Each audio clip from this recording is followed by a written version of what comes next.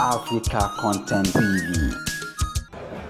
Ikú lódò dé ọmọ akú lómi ó kú sílé kan ó dápọ̀ ògògó sùn wọ́n ṣe bí kúkú ló kú ìkànnì ọmọ abèlèjà ọlọ́kọ̀ ní sẹ́rìmọ́jì ọmọ wájú ọlọ́kọ̀ tí í sowó ẹ̀kúlé ọlọ́kọ̀ tí í ṣèjìgbà ìlẹ̀kẹ̀ ògèdègèdè ọlọ́kọ̀ wọn àtàyẹbẹyẹbẹ lójú omi a kì í gbowó ọkọ̀ lọ́wọ́ àkẹsàn ẹni bá gbowó ọkọ̀ lọ́wọ́ àkẹsàn àkótá bàtàjà gbọ̀rún alákejì lọ máa ró dẹdẹ wọ́ mi.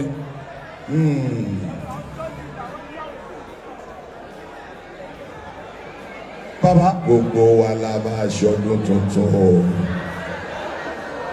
Bàbá ẹ dúró sẹ́yìn ní babaláwo ẹ jọ. I am not the babalawo. I'm the babalawo friend.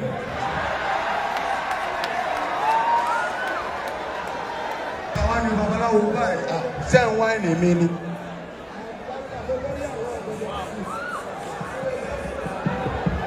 I say I am not the babalawo. Then Baba, who is the babaláwo? Ọ̀kíndé olórí gbogbo ẹyẹ. Àgbààgbà ló lórí àwọn ọ̀gẹ̀dẹ̀ níjù. Kọ̀sẹ́yẹ tí ó bá gbogbo dìgbẹ́ ẹ̀dì ta lẹni tí ó bá gbèdó kára hù. Gbogbo igi lọ́wọ́ wọ́n tàn pé èmi Abija gbọ́dọ̀ wọ́wé láéláé. Adífáfẹ́mi Abija wà lọ́rùn ẹsẹ̀. Ọ̀tún olúfẹ́ abigun wọ́rọ́kọ́. Òsì olúfẹ́ abàmù rẹ̀dẹ̀rẹ̀dẹ̀. Adífáfẹ́ nìkan àtọ́lówó sọ̀rọ̀ ẹgbẹ̀fà. Wọ́n ká bá fẹnu sọ ní eyín rẹ̀ àkán. Aláàbù tí ó dẹ́sẹ̀ jù yóò dára rẹ̀ lẹ́bi. Eégún bí lẹ́rí o, aláyàbí òkè, èmi àdánlá mi kú dídí. Àlàpàwọ́ bí a bá wọ̀ ṣe ni wọ́n ti dúró ní tira rẹ̀ sójú ọ̀dà. Mo dálá pátá mo fi ọmọ ó kúrò ní àsìkò ìgbà tí wọ́n rẹ̀ ní bájà ni mo fò kí bá rẹ̀ mi òkò ìjà tí jẹ́ ní ògbàdo. Ṣé o ṣe ẹ̀rẹ́ o? Bàbá sẹ́yìn ni babaláwo ni. Ẹ ṣe ẹjọ́ mo fẹ́ kẹ́ wò mí sàn mi fẹ́ mọ jalè mọ́. I am not the babalawo. I am the babalawo senior brother.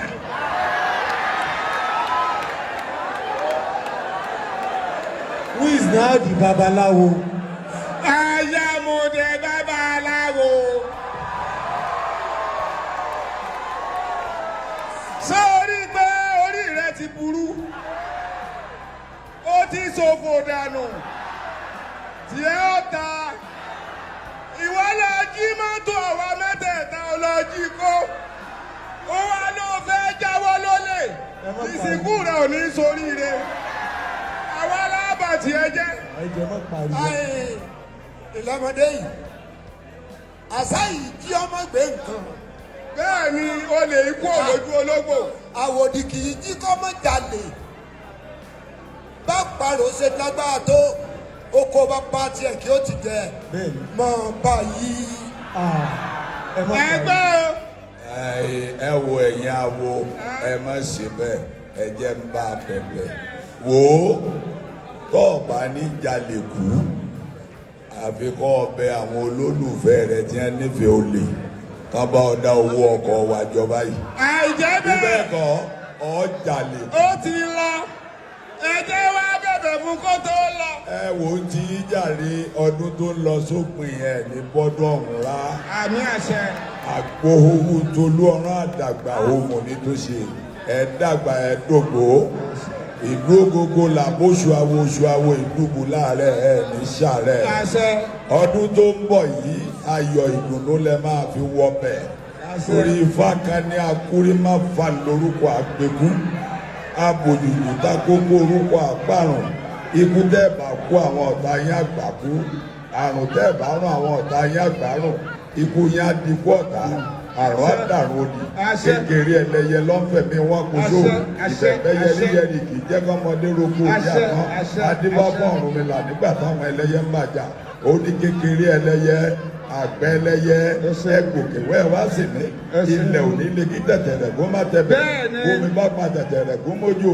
Kíni tọ́ ìpín ṣe yọ̀wọ̀. Nígbà ìpín yọ̀ ọ̀pọ̀ lọ́wọ́ ìpín. Ṣé ẹ rí gbogbo yín náà ṣe pọ̀ tó yìí?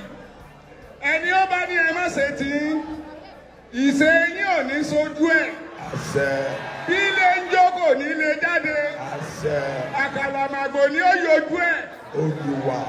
Àwọn ọ̀tá yín ó sọ̀fò dànù. Ó ti rí bẹ́ẹ̀, ó ti ṣe bẹ́ẹ̀. Àrọ́dúnjọdún o, àròsìdòsì o, ọdọọdún nírú lásogún, ọdọọdún níròkó sọ̀kún. Ẹ̀wẹ̀ ní sùúrù náà, ẹ̀wẹ̀ ní tí ẹ bá bẹ̀bẹ̀.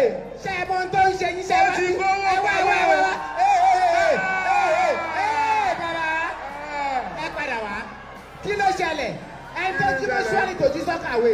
Ṣé ẹ̀rí tó lè wà ní sí ọ ni ìwọ tó wó bí ọmọ tí ọ̀nà ìwọ tó ṣàìsàn tó wúlò? Àwa lọ káwọn àpapọ̀ ẹlẹ́yẹ mẹ́ta mo rò bí wọ́n bá mi sí ọ. Ìwọ tó dàbí sálángà aláfọ̀ọ́fọ́. Àwa dúró báyìí látara ẹ̀ wò. Tẹ́ ẹ bá gbẹ́bọ̀ ọ̀sán tẹ́ ẹ gbẹ́bọ̀ òru ẹ̀sẹ̀ bẹ̀rẹ̀ olè ní o. Ó sọ ń táyà. Wọ́n tọ́ ọba kúnlẹ̀ yóò ní kúnlẹ̀ fún ọ. Tó o ṣe rubí ráàgì lẹ̀lẹ̀. Ẹ dákun ẹ̀wẹ̀ tí ń ṣẹlẹ̀ yàtọ̀ ló mú sọjú ayọ̀ sáyẹ̀ ló sàbọ̀ ń ṣẹ̀ṣẹ̀ àgbà mi sí ọ. Wà á dúró owó tó ẹ wò. Wèrè ti dọ́gba àṣẹ. Sẹ́ni tó bó ṣe pa fún mi. Tálálẹ́ bá ní ọ̀dà fún aláàárọ̀ sọ fún ọ pé ní òní.